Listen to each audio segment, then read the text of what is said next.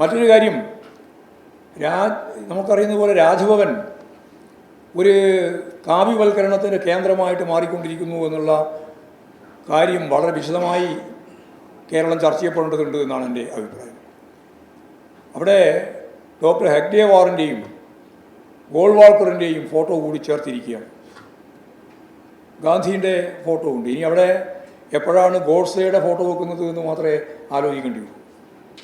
കാരണം RSSൻ്റെ ഒരു കാഴ്ചപ്പാട് ഗാന്ധിജിയേക്കാളും പ്രധാനപ്പെട്ട ദേശീയ സ്വാതന്ത്ര്യ നായകൻ ഗോഡ്സെയും അതുപോലെ തന്നെ സവർക്കറുമാണ് എന്നൊക്കെയാണ് അവർ പറഞ്ഞുകൊണ്ടിരിക്കുന്നത്. അപ്പോൾ ഇനി അവിടെ ആ ഫോട്ടോ കൂടി വരുമെന്ന് പറയാൻ സാധിക്കില്ല. ഒരു ഭാഗത്ത് കാവ്യവൽക്കരണത്തിന് വേണ്ടിയുള്ള ബോധപൂർവമായ ശ്രമം ആ ഓഫീസുമായിട്ട് ബന്ധപ്പെട്ട് ഭാരതാംബയുടെ പ്രശ്നം RSSൻ്റെ ചിഹ്നവും എല്ലാം മുമ്പ് ചർച്ച ചെയ്തതാണ്. അതേപോലെ തന്നെ അവിടെ ഗുരുമൂർത്തിയുടെ പ്രഭാഷണം, ഇപ്പോഴും ധനകാര്യ വിദഗ്ധൻ്റെ പ്രഭാഷണം എന്ന് പറഞ്ഞിട്ട് നമുക്കിപ്പോൾ അറിയുന്നത് പോലെ ട്രംപിൻ്റെ ഭാഗമായിട്ടുള്ള ചുങ്കം, ആ ചുങ്കത്തെ ന്യായീകരിക്കുന്നതിന് വേണ്ടിയുള്ള ബോധപൂർവമായ പ്രചാരവേല, അതാണ് ഇന്ന് പത്രത്തിൽ കണ്ടത്. ആ ചുങ്കം ചുമത്തിയത് കേരളത്തിൽ ഇന്ത്യക്ക് ഗുണം ചെയ്യുമെന്നാണ് പറയുന്നത്. എന്ന് പറഞ്ഞാൽ എല്ലാം ആഗോളവൽക്കരണ നിലപാടിനും വർഗീയവൽക്കരണത്തിനും വേണ്ടി ഉപയോഗിക്കുന്ന ഒരു കേന്ദ്രമായി ഈ പറയുന്ന രാജ്ഭവൻ മാറുന്നു എന്നത് ഉത്കണ്ഠയുണ്ടാക്കുന്ന, മതനിരപേക്ഷവാദികളെ സംബന്ധിച്ച് ഉത്കണ്ഠയുണ്ടാക്കുന്ന ഒരു കാര്യമാണ്. വളരെ പ്രധാനപ്പെട്ട വേറൊരു കാര്യം, നമുക്കറിയുന്നത് പോലെ യൂണിവേഴ്സിറ്റി യൂണിയനുമായിട്ട് ബന്ധപ്പെട്ട് ഇപ്പോൾ തിരഞ്ഞെടുപ്പിൻ്റെ ഭാഗമായിട്ട് സിൻഡിക്കേറ്റിൽ SFI വൻ ഭൂരിപക്ഷം നേടി ജയിച്ചു എന്നുള്ളത് സത്യം.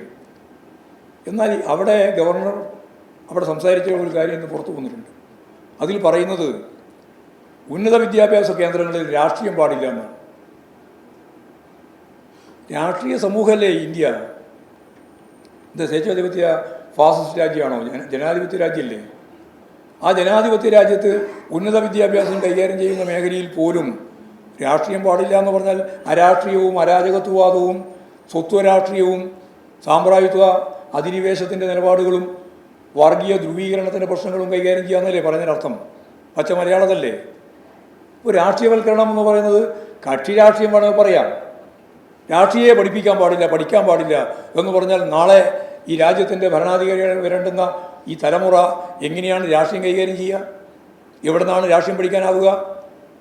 അപ്പോൾ തികച്ചും തെറ്റായ നിലപാടാണ് അദ്ദേഹത്തിൻ്റെ ആ പരാമർശത്തിലൂടെ നമുക്ക് മനസ്സിലാക്കാൻ സാധിക്കുന്നത്. രാഷ്ട്രീയത്തെ ഉപേക്ഷിക്കല്ല വേണ്ടത്, ശരിയായ രാഷ്ട്രീയം കൈകാര്യം ചെയ്യാൻ അവരെ പ്രാപ്തമാക്കുകയാണ് വേണ്ടത്.